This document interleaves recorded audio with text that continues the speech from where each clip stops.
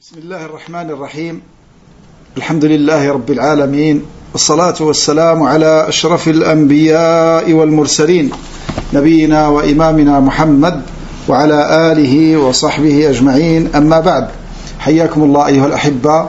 Je suis heureux d'être parmi vous aujourd'hui le samedi le 25 du mois de l'Hijjah de l'année 1446 de l'Hégire, correspondant au 21 juin 2025.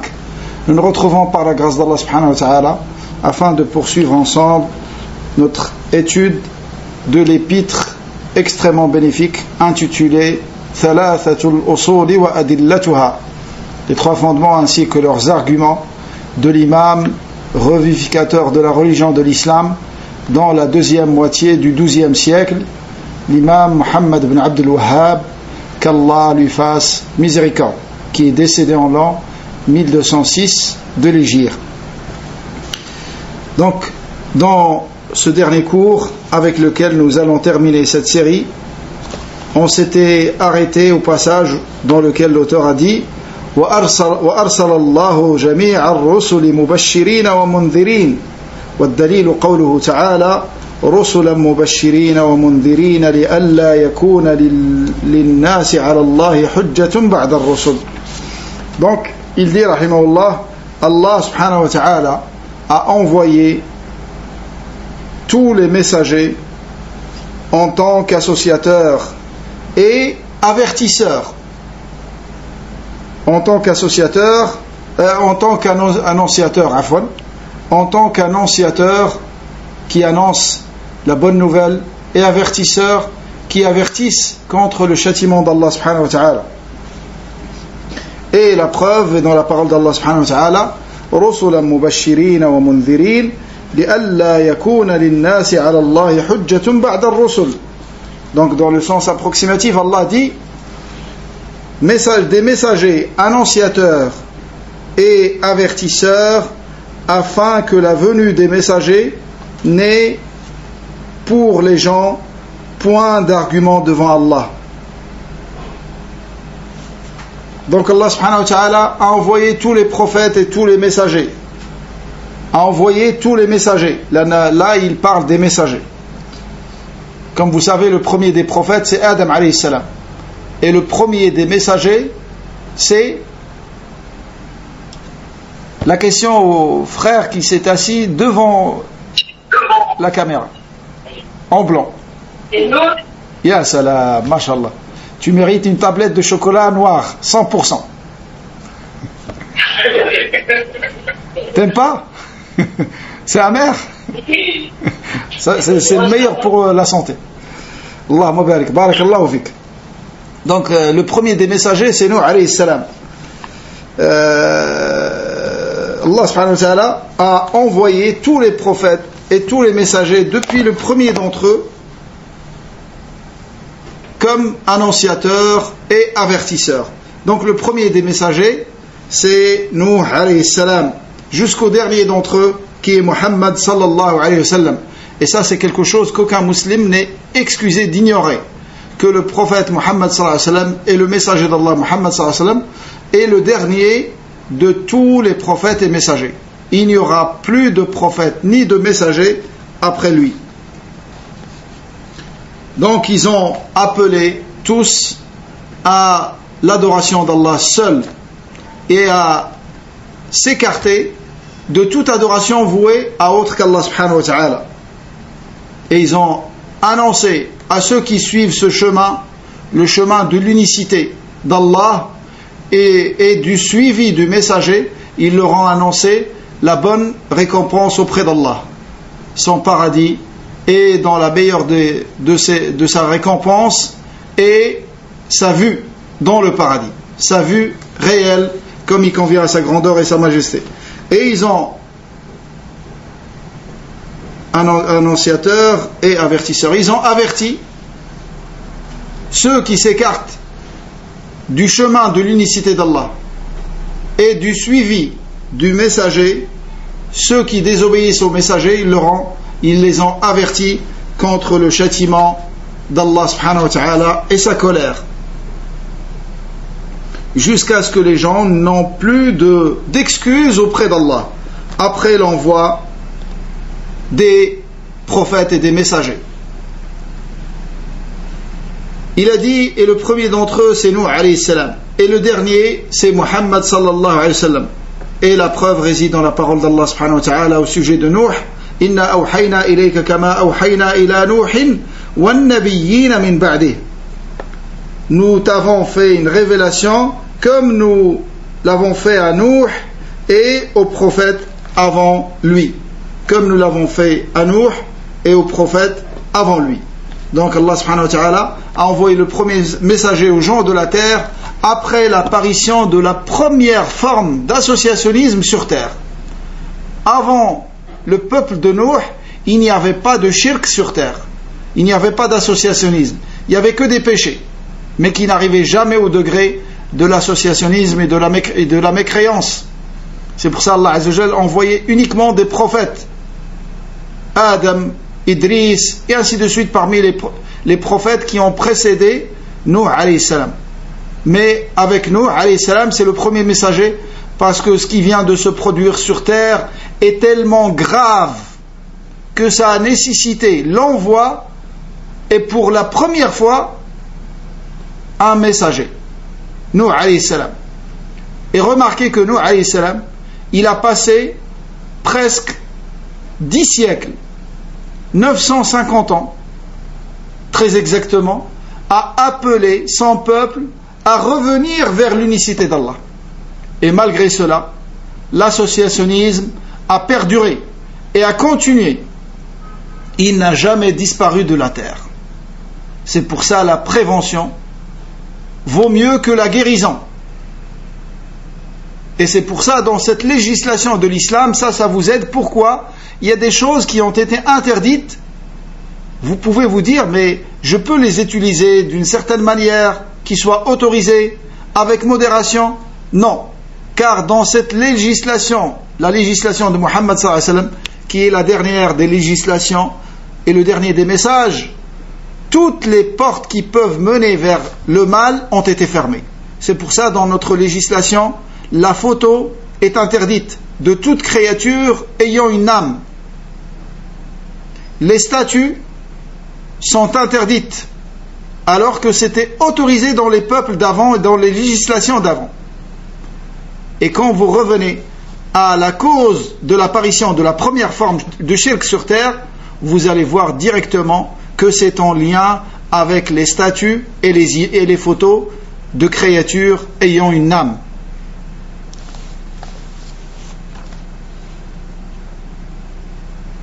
Et après Nuh alayhi salam, Allah a envoyé, après presque 1000 ans, il n'y a pas de science exacte et sûre par rapport à ces éléments. Là, c'est des récits israélites. Il y a à peu près 1000 ans entre Nuh alayhi salam et Ibrahim. À peu près 1000 ans. Et entre Ibrahim alayhi salam et Moussa alayhi salam, donc entre Adam et Nuh, avec certitude c'est 1000 ans. Car ça c'est rapporté authentiquement. Et entre Nuh et Ibrahim, il y a à peu près 1000 ans également. Et entre Ibrahim et Moussa alayhi salam, il y a 700 ans. Et entre Moussa et Isa alayhi salam, il y a 1500 ans. 1500 ans. Et entre Isa et Muhammad sallallahu alayhi wa sallam, il y a 600 ans. Et ça aussi c'est authentique. C'est dans l'authentique de l'imam al-Bukhari. Entre la période entre Isa et Moussa et Muhammad sallallahu alayhi wa sallam, elle est rapportée authentiquement, c'est 600 ans. 6 siècles. Le reste, à part la période entre Adam et Nuh et la période entre Isa et Muhammad sallallahu alayhi wa sallam, à part ces deux périodes qui sont rapportées authentiquement, le reste c'est tiré de récits israélites. Donc il n'y a pas de mal du moment qu'il n'y a pas de jugement qui sont en lien avec ces choses-là. Ensuite il a dit وَكُلُّ أُمَّةٍ بَعَثَ اللَّهُ إِلَيْهَا رَسُولًا مِنْ نُوحٍ إِلَى مُحَمَّدٍ عليهما الصلاة والسلام يأمرهم بعبادة الله وحده وينهاهم عن عبادة الطاغوت. والدليل قوله تعالى ولقد بعثنا في كل أمة رسولا أن اعبدوا الله واجتنبوا الطاغوت. Il a dit, et à chaque communauté, Allah subhanahu wa ta'ala a, depuis Nuh alayhi salam jusqu'à Muhammad sallallahu alayhi wa sallam, Allah subhanahu wa ta'ala dans chaque communauté a envoyé un messager. Depuis Nuh alayhi salam jusqu'à Muhammad sallallahu alayhi wa sallam, le dernier des messagers et prophètes. Et après lui, il n'y a plus de prophètes ni de messagers. Il a envoyé des messagers qui appellent leur peuple et qui leur ordonnent l'adoration d'Allah seul et qui leur interdisent l'adoration de Tarout. L'adoration de Tarout. Tarout, il va le définir. Tarout, c'est tout ce qui est adoré en dehors d'Allah subhanahu wa ta'ala. C'est tout ce qui est adoré en dehors d'Allah. Donc toute adoration vouée à autre qu'Allah, c'est l'adoration de Tarout. Donc c'est l'opposé de Tawhid, qui est l'adoration d'Allah seul. Et il a dit, la preuve réside dans la parole d'Allah, وَلَقَدْ بَعَثْنَا فِي كُلِّ أُمَّةٍ رَسُولًا. Dans le sens approximatif, Allah dit, nous avons envoyé dans chaque communauté un messager pour leur dire, adorez Allah et écartez-vous du Tarout. Donc Allah il dit explicitement qu'il a envoyé dans chaque communauté. Il n'y a pas une communauté dans laquelle il n'y a pas eu de messager. Allah a envoyé dans chaque communauté un messager. Et il n'y a pas un messager qui n'a pas appelé son peuple au tawhid. Et c'est la première chose à laquelle il les appelle. Car sans tawhid, les adorations n'ont aucune valeur auprès d'Allah. At-tawhid ya ikhwa, c'est la bonne action sans laquelle Allah n'accepte aucune autre bonne action. Celui qui n'a pas de tawhid, Allah n'accepte rien de lui. Tous ses œuvres seront caduques, vaines, poussière éparpillée, aucune valeur auprès d'Allah subhanahu wa ta'ala. Allah il n'accepte que de l'muwahhidin, ceux qui ont tawhid. Et shirk, l'associationnisme, rend caduque toutes les œuvres. Rend caduque toutes les œuvres. Et regardez l'équité d'Allah subhanahu wa ta'ala. Le kafir, le mécréant, qui fait le bien. Est-ce que le kafir peut faire du bien dans ce bas monde? Oui, non. Non. Le kafir, il peut aider un nécessiteux. Il peut déposer un malade à l'hôpital. Il peut faire du bien. Malgré qu'il ne le fait pas pour Allah. Il le fait par humanisme, il le fait par gentillesse, par pitié, mais jamais il ne fait pour Allah. Donc malgré cela, regardez l'équité d'Allah subhanahu wa ta'ala, parfaite et absolue. Allah il va le récompenser pour toutes ses bonnes œuvres dans le bas monde, dans cette dunya. Par contre, auprès d'Allah, il n'aura rien. Et le croyant, Allah lui réserve sa récompense dans l'au-delà. Et il peut le rétribuer sur une partie dans le bas monde également. Là, la meilleure des récompenses, c'est quand Allah subhanahu wa ta'ala te réserve la totalité de ta récompense dans l'akhira. Car ce qui est donné dans l'éternité, c'est pas comme ce qui est donné pendant une courte période. Ta durée de vie, au maximum. Donc Allah Azza wa Jalla dit, nous avons envoyé dans chaque communauté un messager qui leur dit d'adorer Allah, c'est-à-dire d'adorer Allah seul. Car adorer Allah et adorer autre avec lui, ça ne s'appelle pas l'adoration d'Allah. Celui qui adore Allah et qui adore avec lui autre chose, il n'adore pas Allah en réalité. L'adoration d'Allah, c'est quand tu l'adores seul et tu mécrois en tout ce qui est adoré en dehors de lui. Et que tu t'écartes de Tarout. C'est pour ça la pulpe du message de tous les prophètes et messagers, la pulpe de leur message, c'est d'appeler leur peuple à l'unicité d'Allah subhanahu wa ta'ala. Ça c'est la chose la plus grande et la plus importante, et la plus obligatoire, et la plus aimée par Allah, à laquelle ils ont appelé leur peuple. Et tout le reste, ce sont des branches de cette grande adoration. Ce sont des branches de cette grande adoration.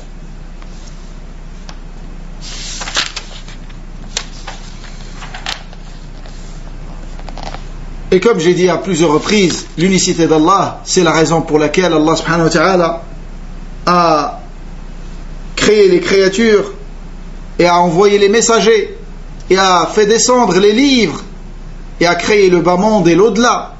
Et c'est la raison pour laquelle Allah subhanahu wa ta'ala a créé le paradis et l'enfer. C'est pour son unicité. Ensuite il a dit, encore un autre point qui vous montre d'une manière claire l'importance de l'unicité d'Allah dans la religion de l'islam. Et la religion de tous les prophètes et tous les messagers, c'est l'islam. Depuis Adam jusqu'à Mohammed sallallahu alayhi wa sallam. Leur religion à tous, c'est l'islam. Le judaïsme, c'est pas la religion de Moussa alayhi salam. Comme le christianisme, c'est pas la religion de Isa alayhi salam. C'est une falsification de la religion. Mais la religion de Moussa et de Isa et de Adam et de Nuh et de Ibrahim et de tous les prophètes et messagers, c'est l'islam qui est la soumission à Allah. Donc parmi ce qui vous montre l'importance de Tawhid et que c'est le fondement de tous les fondements, la salat dont nous connaissons tous l'importance. La salat, c'est le pilier de l'islam. Comme a dit le Nabi alayhi salam, as-salatu amoud-ud-din. C'est le pilier de l'islam. C'est pour ça que tu ne dois jamais abandonner la salat. Sauf le jour où tu décideras de sortir de l'islam. Tu n'abandonnes jamais la salat, quels que soient tes péchés. Même si on suppose que tu fais tous les péchés de la terre. Tu maintiens ta salat. Et tu maintiens ton lien avec Allah subhanahu wa ta'ala. Tu n'interromps jamais cette liaison entre toi et Allah. C'est pour ça qu'elle s'appelle salat. C'est une sila, une liaison, un lien entre toi et ton Créateur. Quels que soient tes péchés, tu continues à faire la salat. Et tu continues sur l'unicité d'Allah subhanahu wa ta'ala. Donc la salat, malgré son grande importance, comme vous savez, et comme on a vu, elle n'a été prescrite qu'après At-Tawhid, quand l'an 10 de l'Hégire. Le Nabi alayhi salam a passé 10 ans à appeler uniquement à l'unicité d'Allah. Et la salat, elle a été prescrite peu de temps après son émigration vers Mecca, vers Médine, peu de temps avant son émigration vers Médine. C'est-à-dire la période mécoise, dans sa grande majorité, c'était une période dans laquelle le prophète a appelé les gens à l'unicité d'Allah subhanahu wa ta'ala, à la base des bases. Mais quand ils ont compris l'unicité d'Allah, tout est devenu facile pour eux dans la religion, car la base est bien travaillée. Et ça, c'est comme l'exemple de quelqu'un qui construit une maison et qui bâtit une maison. Si cette maison elle est construite sur des bases très solides, bien évidemment, le reste est facile. Ce qui est difficile dans la construction d'une maison, c'est la fondation, la base. Quand cette base elle est bien faite, c'est facile par la suite d'élever les murs et de construire et de faire plusieurs étages. Là, celui qui néglige la base et qui fait les fondations n'importe comment, celui-là, il risque de voir sa maison, après avoir élevé les étages et les murs, il risque de voir tout ça s'écrouler un jour, avec la plus petite des tempêtes. Et les tempêtes ici, pour le croyant, ce sont les tentations et les troubles par lesquels il peut être éprouvé. C'est pour ça qu'il faut donner le temps qu'il faut à cette base, à connaître Allah subhanahu wa ta'ala, le connaître à travers son livre, le Coran, en le mémorisant, en le comprenant et en le méditant et en le mettant en pratique et en appelant les gens à ce livre d'Allah, le Coran. connaître Allah subhanahu wa ta'ala à travers ses créatures. Car à travers la grandeur d'une créature, tu vois la grandeur de son créateur et de son concepteur.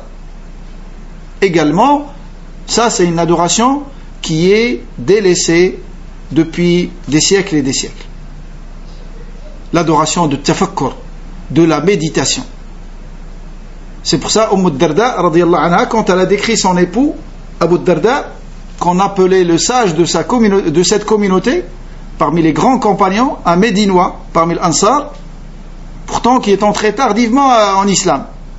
Vous savez, quand l'islam est arrivé à Médine, la plupart des gens, des Médinois, sont entrés en islam en très très peu de temps. Abu Darda, radiyallahu anhu, il a tardé. Lakin, par la suite, quand il est entré en islam, qu'Allah l'agrée, c'est devenu le sage de cette communauté. On l'appelle Hakim Hadhihi al-Umma. Darda, quand elle a décrit son mari, elle a dit la majorité de ses adorations était la méditation. C'est un homme qui méditait sur la création d'Allah, sur ce qu'il voit autour de lui. Il voit des signes d'Allah et de sa grandeur et de sa magnificence et de sa sublimité dans toutes choses autour de lui. Et ça, c'est parmi les plus grandes adorations dans l'islam.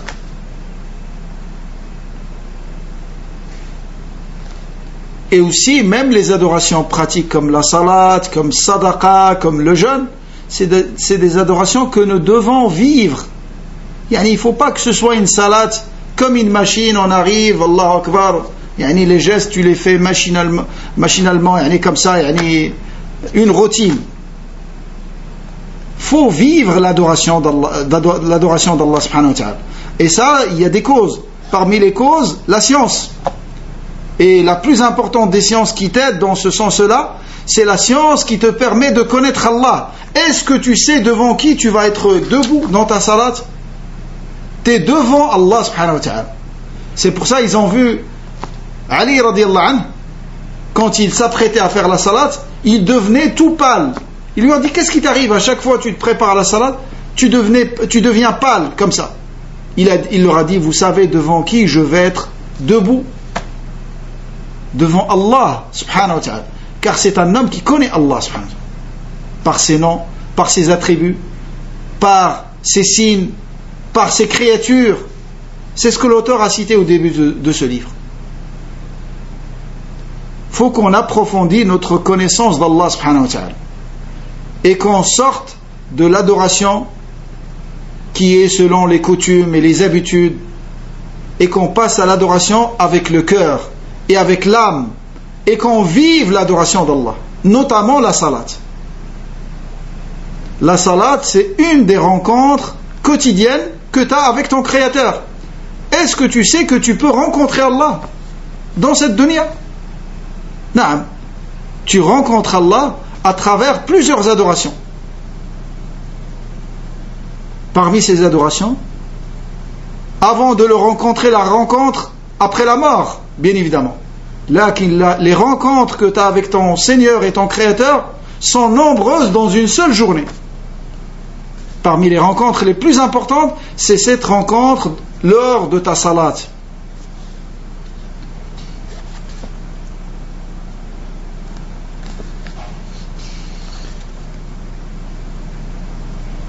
Et également parmi ce qui vous montre l'importance de Tawhid ya Ikhwa et de cette science, et que vous lui consacrez tous les efforts qu'il faut pour l'apprendre, cette science qui vous permet de connaître Allah, c'est de savoir également que celui qui n'a pas de Tawhid, il n'ira jamais au paradis.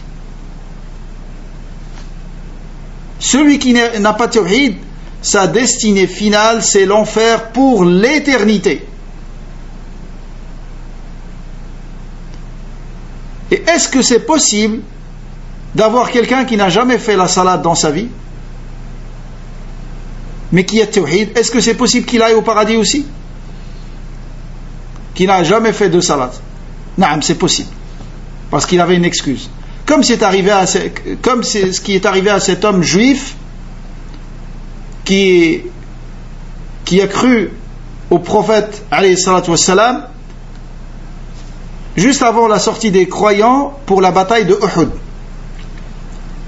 Il est parti voir les siens. Il leur a dit, vous savez que c'est le vrai messager, suivez-le. Il les a incités à suivre l'islam. Personne ne voulait le suivre, et il est sorti tout seul. Il a rejoint le prophète alayhi salam,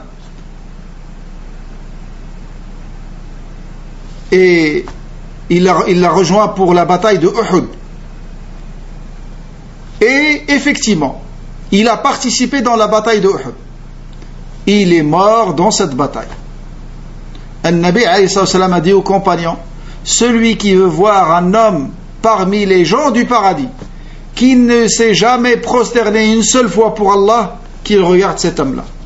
C'est un homme qui ira au paradis alors qu'il n'a jamais fait une seule sajda dans sa vie pour Allah subhanahu wa ta'ala. Pourquoi? Parce qu'il n'avait pas le temps de faire salat. Donc on peut s'imaginer quelqu'un qui va au paradis alors qu'il n'a pas fait la salat, mais on peut jamais s'imaginer quelqu'un aller au paradis alors qu'il n'a pas de tawhid.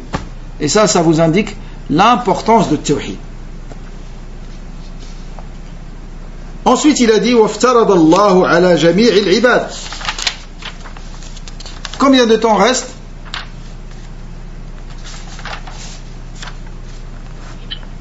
Avec 25 minutes à peu près. 25, alhamdulillah. Il a dit وَافْتَرَضَ اللَّهُ عَلَى جَمِيعِ الْعِبَادِ الْكُفْرَ بِالطَّاغُوتِ وَالْإِيمَانَ بِاللَّهِ. Donc Allah subhanahu wa ta'ala a imposé à tous les serviteurs, Allah subhanahu wa ta'ala a prescrit à tous les serviteurs de renier le tarout et de croire en Allah subhanahu wa ta'ala. Allah azza wa jalla dit فَمَنْ يَكْفُرْ بِالطَّاغُوتِ وَيُؤْمِنْ بِاللَّهِ. Celui qui mécroit au tarout et qui croit en Allah, ça c'est la religion de vérité, et c'est ça la vraie religion, et c'est ça l'islam. Il se résume dans cette parole. فَمَنْ يَكْفُرْ بِالطَّاغُوتِ وَيُؤْمِنْ بِاللَّهِ. C'est pour ça l'auteur il va citer cet argument. Donc Allah a prescrit sur tous les serviteurs de mécroire au tarout et de croire en Allah. Et faites attention à ceux qui vous disent que tarout c'est les gouverneurs des pays de l'islam. Ça c'est le khawarij. Pour distinguer un khariji, pour lui tarout c'est uniquement les gouverneurs des pays de l'islam. Khariji c'est parmi ceux qui font les attentats, qui tuent des gens juste parce que ce sont des mécréants. Et ça c'est interdit en islam. Le Nabi alayhi salam, si vous lisez sa biographie, il n'a jamais tué un kafir comme ça, que dans une défense légitime ou là dans des situations bien précises, alors qu'ils vivaient avec lui dans la même ville. Ils étaient avec lui à Mecca et ils étaient avec lui même à Médine quand il était en force. Quelqu'un peut dire non, à Mecca ils étaient démunis, ils étaient faibles. Là, même à Médine où c'était le gouverneur, il y avait des juifs, il y avait des gens qui vivaient avec eux, et il n'a jamais tué quelqu'un que dans le cas où il a commis quelque chose qui le mérite, ou sur laquelle il y a cette sentence.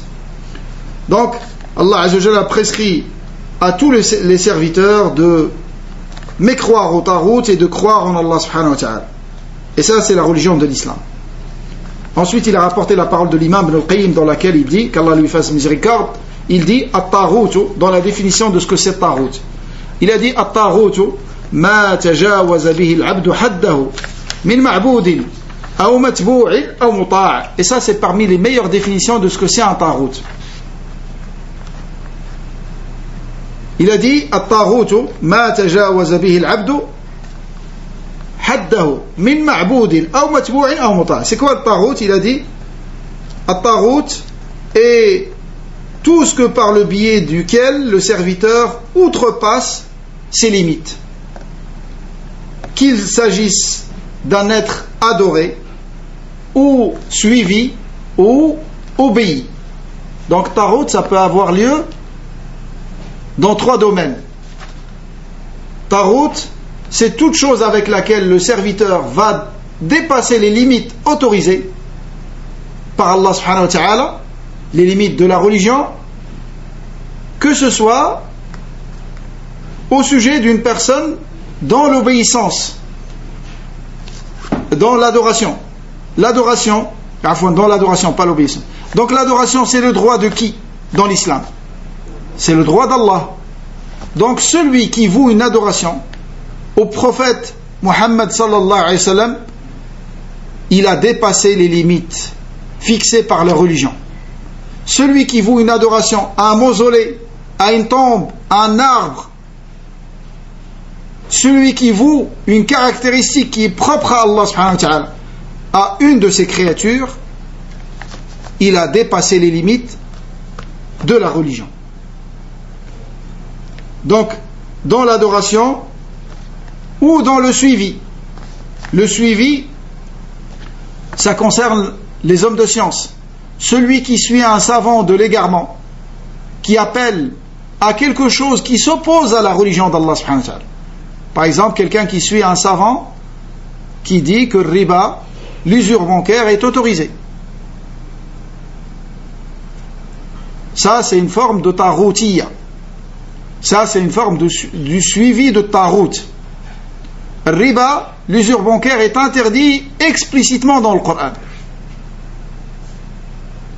Donc, c'est pas aucun homme de science, jusqu'à la fin des temps, n'a le droit de changer ce jugement. Ça restera interdit jusqu'à la fin des temps. L'usure bancaire.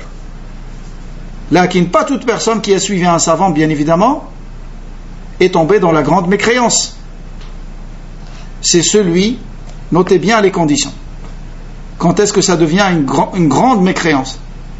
Il sait qu'Allah subhanahu wa ta'ala a interdit le riba. Et il dit que pour lui, le riba est autorisé, tout en sachant qu'Allah l'a interdit. Ça, c'est un acte de grande mécréance, même s'il n'a jamais fait de transaction dans sa vie avec le riba. C'est ce qu'on appelle l'istihlal al-aqadi. L'istihlal al-aqadi. Il s'autorise ce que Allah a interdit. Ou l'inverse, il s'interdit ce que Allah a autorisé. Quelqu'un qui dit, pour moi, il est interdit de manger du pain,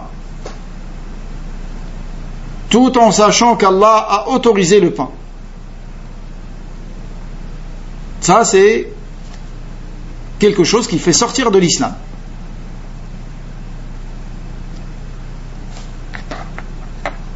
C'est pour ça qu'il faut faire attention quand on conseille aux gens de ne pas consommer des produits qui sont dangereux pour leur santé, comme les boissons gazeuses et tout ça.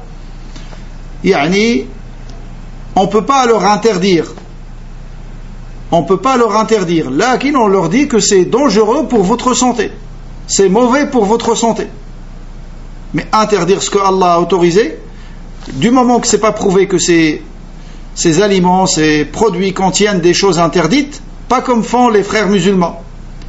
Pour éloigner les gens de ces boissons gazeuses, ils leur disent que ça contient de l'alcool, ça contient du gras de porc, ça contient... Rien n'est prouvé de tout ça. Et ça reste des choses autorisées. Lakin, pour ta santé, écarte-toi de toutes ces choses-là.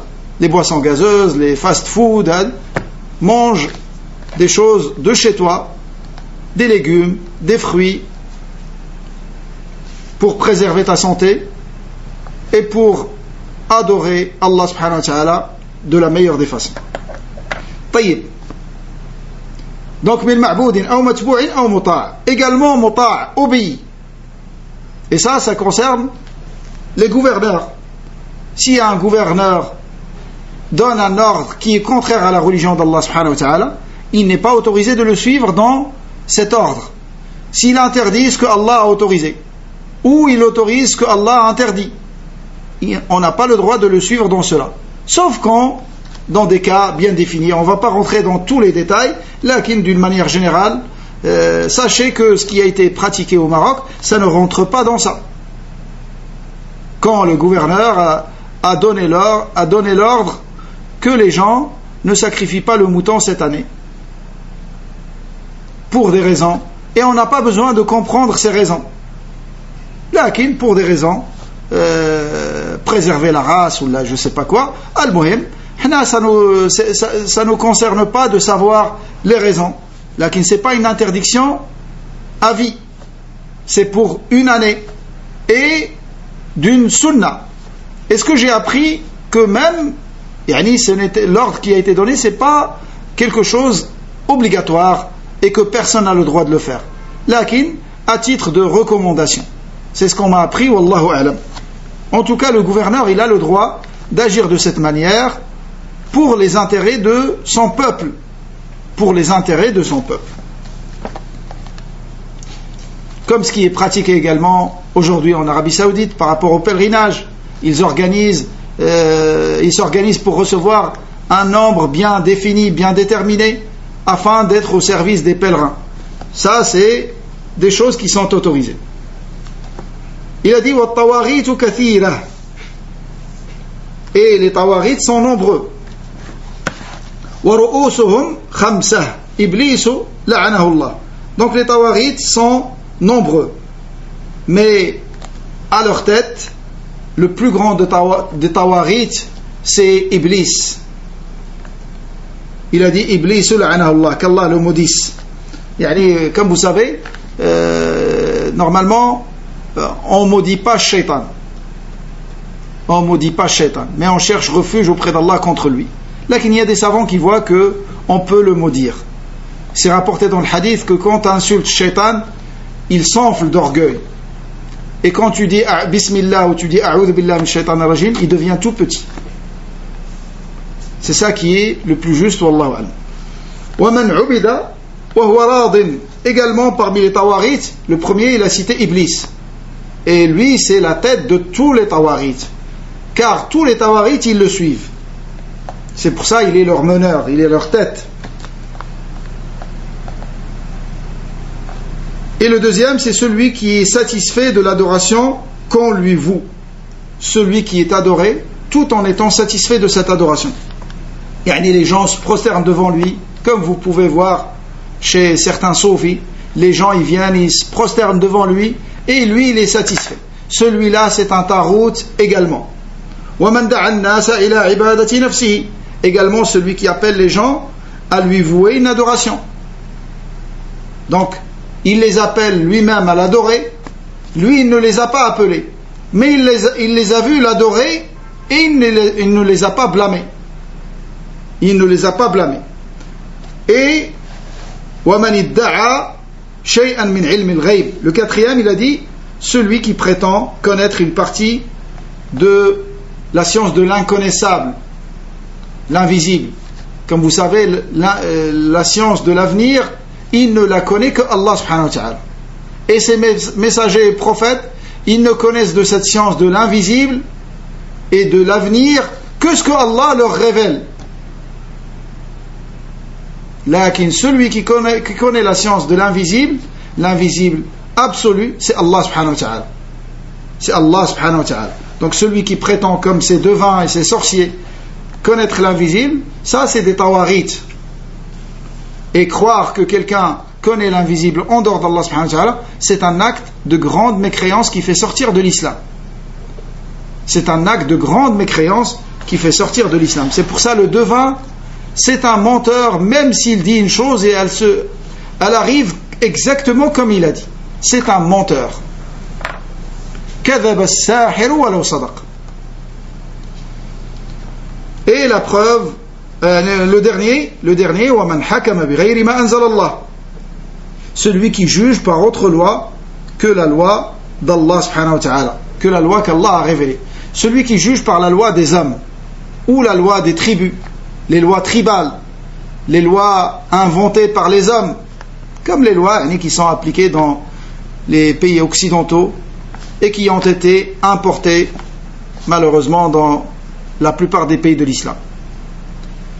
Donc, celui qui juge par la loi, autre loi que celle d'Allah, c'est un mécréant.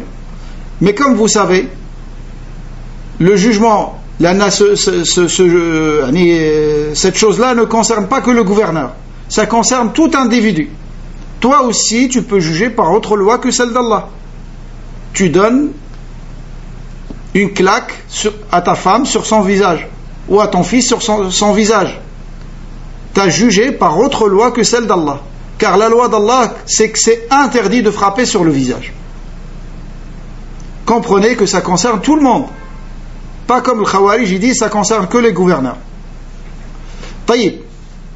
Celui qui juge par autre loi que celle d'Allah. Est-ce qu'on dit que quand tu as frappé ton fils, alors que c'est pas autorisé sur le visage, tu es sorti de l'islam? Non.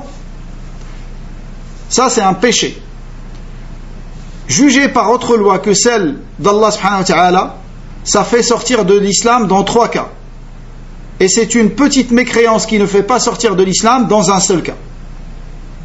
Les 3 cas, c'est quand celui qui juge par autre loi que celle d'Allah, il considère que la loi d'Allah est égale à l'autre loi, la loi des hommes ou la loi des tribus ou peu importe. Il considère qu'elles sont égales. Il dit elles sont égales. Ou il considère que l'autre loi est meilleure que la loi d'Allah. Et ça, il faut qu'il le dise. Il faut qu'il le dise. Chez Al-Sunnah wal Jama'a, ils disent, ils mettent comme condition qu'ils le disent. S'il le dit, il est sorti de l'islam. Donc, premier cas, il dit qu'elles sont égales, les 2 lois. Le deuxième cas, il dit que la loi des hommes est meilleure que la loi d'Allah. Le troisième cas, il dit que juger avec les 2, c'est autorisé. Il dit, tu peux juger avec la loi d'Allah, tu peux juger avec la loi des hommes. Dans les 3 cas, s'il le dit, et pas suite à une déduction, il le dit, ça fait sortir de l'islam. Le 4e cas qui ne fait pas sortir de l'islam, qui est une petite mécréance, un péché, comme a dit Abdullah ibn Abbas, c'est quand il juge avec autre loi que celle d'Allah, par passion, ou pour préserver son poste, ou par intérêt mondain, tout en sachant que ce n'est pas autorisé. Dans ce cas-là, ça ne fait pas sortir de l'islam. Et la règle de base, dans ceux qui jugent par autre loi que celle d'Allah, c'est que c'est une petite mécréance jusqu'à preuve du contraire. طيب. Il a dit, والدليل قوله تعالى, la preuve réside dans la parole d'Allah, لا إكراه في الدين قد تبين الرشد من الغي فمن يكفر بالطاغوت ويؤمن بالله فقد استمسك بالعروة الوثقى. Allah dit, nulle contrainte dans le sens approximatif, nulle contrainte en islam, nulle contrainte en religion, car le bon chemin s'est distingué de l'égarement. Donc quiconque renie le tarout, tandis qu'il croit en Allah, saisit l'anse la plus solide qui ne peut se briser. Donc c'est celui-là qui s'accroche réellement à l'islam. C'est celui qui renie le tarout et il croit en Allah. C'est celui qui s'accroche à l'anse la plus solide de l'islam. Le lien le plus fort entre lui et Allah subhanahu wa ta'ala. Donc ce verset, il a été révélé quand فمن يكفر بالطاغوت ويؤمن بالله فقد استمسك بالعروة الوثقى لا انفصام لها. Quand des gens ont voulu forcer d'autres à entrer en islam. Ce verset a été révélé quand des Médinois, des Ansar, ont voulu forcer leurs enfants à entrer en islam. Car avant, ils voyaient que les Juifs qui étaient à Médine étaient meilleurs dans la religion. Eux, c'était des païens, des polythéistes. Ils voyaient que les Juifs avaient le monothéisme. C'est pour ça ils avaient demandé à leurs enfants de devenir des Juifs avant. Et quand l'islam est venu, ils ont voulu les forcer à devenir des musulmans. Allah a révélé ce verset. Nulle contrainte dans la religion. On ne force pas quelqu'un à entrer dans l'islam. On ne force pas quelqu'un à entrer dans l'islam. Car l'islam est la religion de vérité, d'une manière claire et évidente, de par les arguments et les preuves.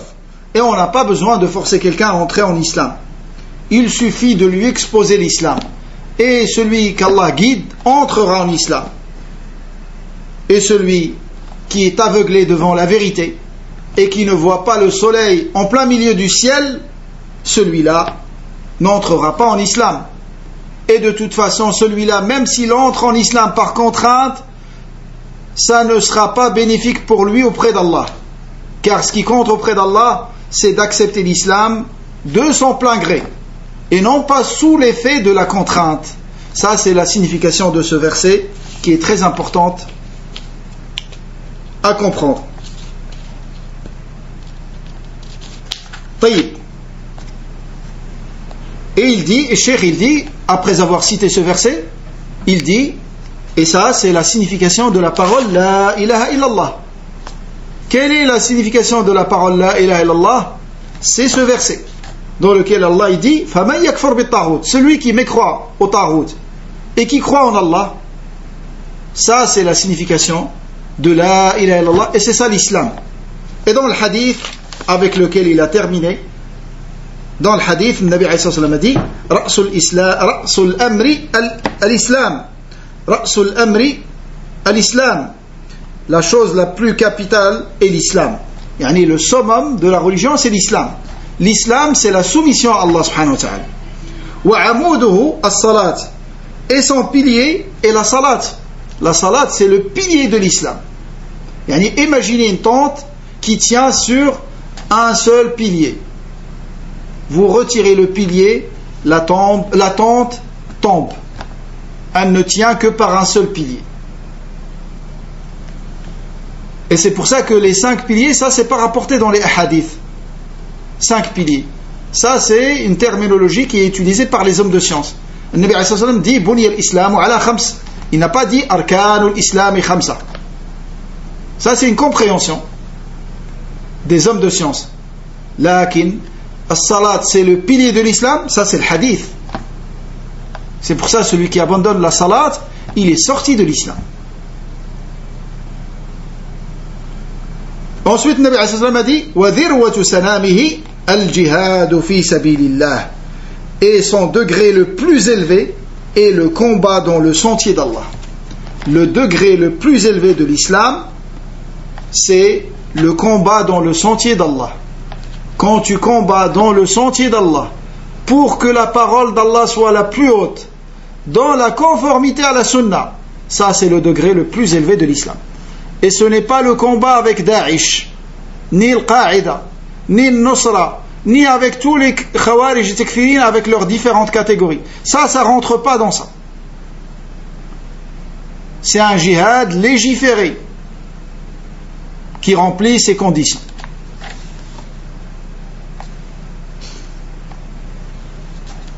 Le Nabi alayhi salam, regardez cette métaphore qu'il a utilisée, il a dit wa dhirwa. Ad-dhirwa, c'est la bosse du chameau. La bosse du chameau, elle s'appelle dhirwa, dans laquelle il y a le gras. Yani, la bosse du chameau, yani, c'est la chose la plus élevée du chameau. De la même manière, le combat dans le sentier d'Allah, quand il regroupe ces conditions, c'est la chose la plus méritoire dans l'islam. Au point, mes frères, écoutez bien, que celui d'entre nous qui ne pense pas à accomplir cette adoration, si jamais elle est possible, celui qui ne pense jamais à cela, il mourra avec une branche de l'hypocrisie. Le Nabi alayhi sallam dit dans le hadith authentique Man mata, Allahumma inna nas'aluka al-jihada fi sabilik ala sunnati nabiyyik. Man mata wa lam yuhaddith nafsahu bil jihadi mata ala shu'batin min an-nifaq. Lakin quand c'est légiféré,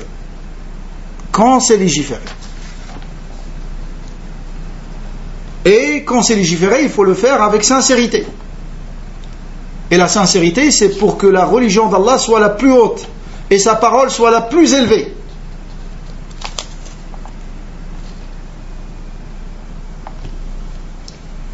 Et ce qui explique pourquoi cette adoration a tellement ce mérite dans l'islam, car le croyant, dans cette adoration, il va sacrifier les choses qu'il aime le plus de cette dunya. Il va sacrifier ses biens, ses montures, et il va même sacrifier son âme pour Allah subhanahu wa ta'ala. C'est pour ça, ça c'est le meilleur des commerces qui existe en islam. Là, celui qui n'a, malgré qu'il a ce mérite, ça me vient à de l'idée. Le Nabi alayhi salam, quand il a été interrogé quelles sont les œuvres les plus aimées par Allah, il n'a pas commencé par le djihad. Il a commencé par la salat à 100 ans. Ibn Hajar, rahimahullah, il explique pourquoi. Il dit salat à 100 ans, 5 salawats quotidiennes que tu dois accomplir en groupe dans leur temps, ça c'est un djihad de tous les jours. C'est pour ça qu'il a un degré beaucoup plus grand que le djihad que peut-être tu vas faire une seule fois dans ta vie et tu vas obtenir le degré du martyr quand les conditions sont remplies. Lakin, as-salat dans 100 ans, c'est beaucoup plus élevé que ce djihad. Et la bonté envers les parents, c'est aussi plus élevé que ce djihad. Car, pour la même raison et la même sagesse, car c'est un effort quotidien pour être toujours bon et au top avec ta mère et ton père. Et ne pas faire des bêtises, comme il fait le petit.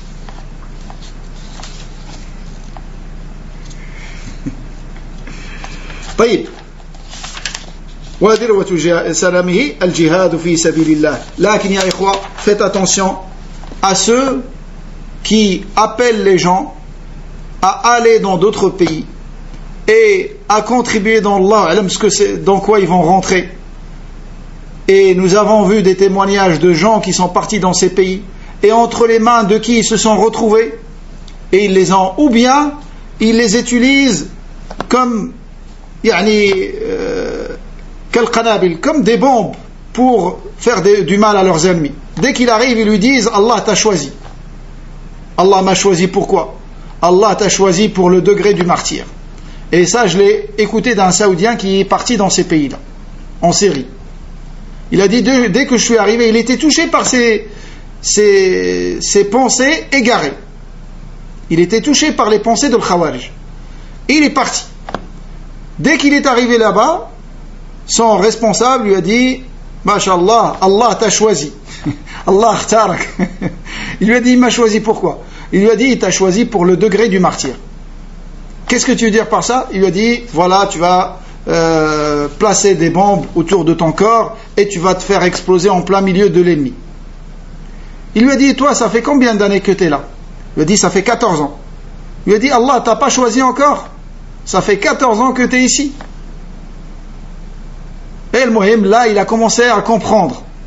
Et le problème, le danger, quand tu comprends qu'ils sont dans l'égarement, tu crois que tu vas partir comme ça, ils vont te laisser partir?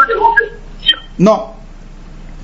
Lakin Allah subhanahu wa ta'ala lui a facilité, il a trouvé un moyen de se sauver d'eux. Et Allah l'a sauvé. Et combien d'histoires au sujet de ces choses-là. Faites attention, restez avec les gens de la sunna, restez avec ceux qui sont autour de leurs gouverneurs et leurs savants, parmi les savants de la sunna, et faites attention aux gens de l'innovation avec toutes leurs catégories. Restez accrochés à cette religion de l'islam comme elle a été pratiquée par le prophète ainsi que ses nobles compagnons. Et avec ça, nous terminerons ce livre. Nous demandons à Allah subhanahu wa ta'ala de nous accorder à tous la science bénéfique et profitable et de nous faciliter les œuvres pieuses et acceptables et de nous maintenir sur la sunna de notre prophète alayhi salatu wassalam jusqu'à le rencontrer. Et si jamais Allah prédestine un combat dans son sentier, qu'il fasse qu'on soit parmi ceux qui participent avec sincérité. Wallahu a'lam. وصلى الله على نبينا محمد سبحانك اللهم وبحمدك نشهد أن لا إله إلا أنت نستغفرك ونتوب إليك بارك الله فيكم وجزاكم الله خيرا. Il reste plus de temps. Alhamdulillah. بارك الله فيكم وحفظكم الله. Et Inch'Allah on restera en contact pour la suite. Allah يحفظكم. السلام عليكم ورحمة الله وبركاته.